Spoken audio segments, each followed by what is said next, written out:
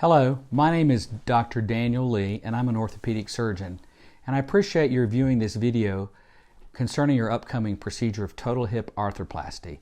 We're doing it on the YouTube format so that if you didn't catch it all or you want to review it with yourself or your family members, you can tune in later, and at the end of the video we'll give you information so that you can look this up and view it in your own home. The actual procedure of total hip arthroplasty is done over 1 million times a year in the United States. It's a complex procedure which we may take for granted because it's so frequently done. I'd like to show you a model and we'll go over in detail the actual procedure itself. So I have a model here of a hip, and typically there's many approaches to the hip. I use what's called the posterior approach, which is done most commonly in this area. We make an incision, basically what would be aligned the back of your pocket if you're wearing a pair of jeans. When we do that, we go through the skin, we go through any fat down to the tendons that surround the hip joint. We cut those tendons loose, which we repair later, and we actually dislocate the hip joint itself, popping it out of its socket. Now this is a hip replacement model in place. So what we do so that we can put it in place is we cut with a special guide the top of the femur and we take that hip ball out. That gives us room to then grind out, this sounds terrible, but to grind out the arthritis, and we put a metal socket in where you had a bone socket before. We then use a special drill and guides to open up the canal where the femur is, and then we choose different sizes till we have one that's a good fit, and we put that down in place, and then we put it all back together. Now we have different ways of adjusting the height and length to get it just right. So when we do this, sometimes someone's leg may get a little bit longer from what it was or a little bit shorter because we have to put this in by how tight it fits. This also, I want to show you that one of the complications that can occur after hip replacement is dislocation. So if you get your hip in a very bad position, unusual position, sitting low or crossing your legs in unusual fashion, you can pop this out of socket. It can come out of place. So that's something we want to avoid. So I want to talk about other complications that may occur. Anytime you have surgery, there's a risk of infection, and especially when we put metal and plastic pieces in your body. We give you antibiotics starting 1 hour before the procedure and every 8 hours for a total of 24 hours after your operative procedure.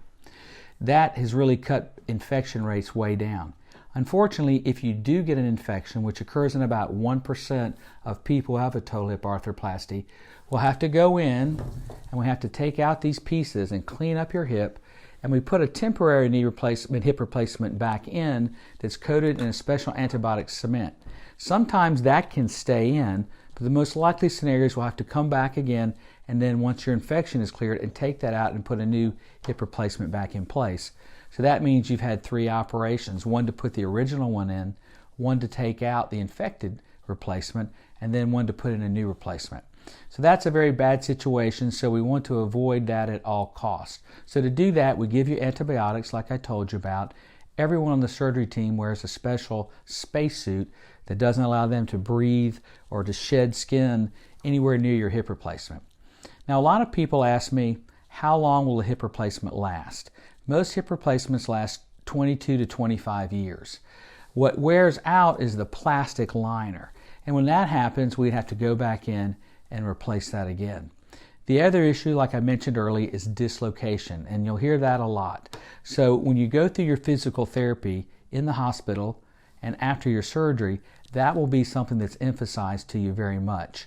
What I generally tell people to avoid dislocation, you don't want to let your behind, your butt, get below your knees, and you don't want to have your hip and your upper body more than a 90-degree angle. If you do that, it's very unlikely that you'll ever dislocate your hip. Usually most dislocations that are going to occur in the first 6 weeks after surgery. If you behave and let things heal, it doesn't happen too much after that. Now in terms of your hospital course, I do most of my joint replacements on Mondays. So you'll come in Monday morning, several hours before your surgery. We'll ask that you don't eat or drink anything after midnight the night before. When you come in, you'll meet the anesthesia staff, and they'll talk to you about whether you want to have spinal anesthesia or you want to have a general anesthetic, meaning be put totally asleep. I think a spinal anesthetic is more advantageous because it's safer, and when you wake up you have no pain, and you will not have pain for 4 to 5 hours after the procedure. The actual procedure takes about an hour and 15 minutes. You will be on your side with the operative side up in the air during the procedure, and you'll be monitored carefully by the anesthesia staff. Once the procedure is done, you'll be in the recovery room and then shortly to your room.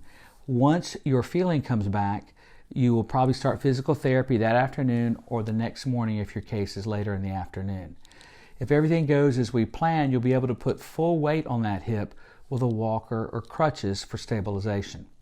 They'll emphasize again the precautions you need to take.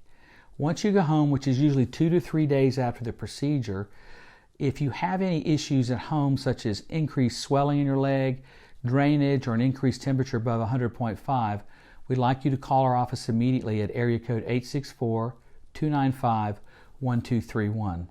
Please listen to the message. It will tell you a phone number to call, which will give you a live clinical person in our office, either me, one of the physicians on call, or our nurse practitioner. If you have chest pain or shortness of breath, you need to proceed immediately to the emergency room. I want to thank you again for listening to this video. We really appreciate the trust you've put in us to do this procedure for you. Thank you very much.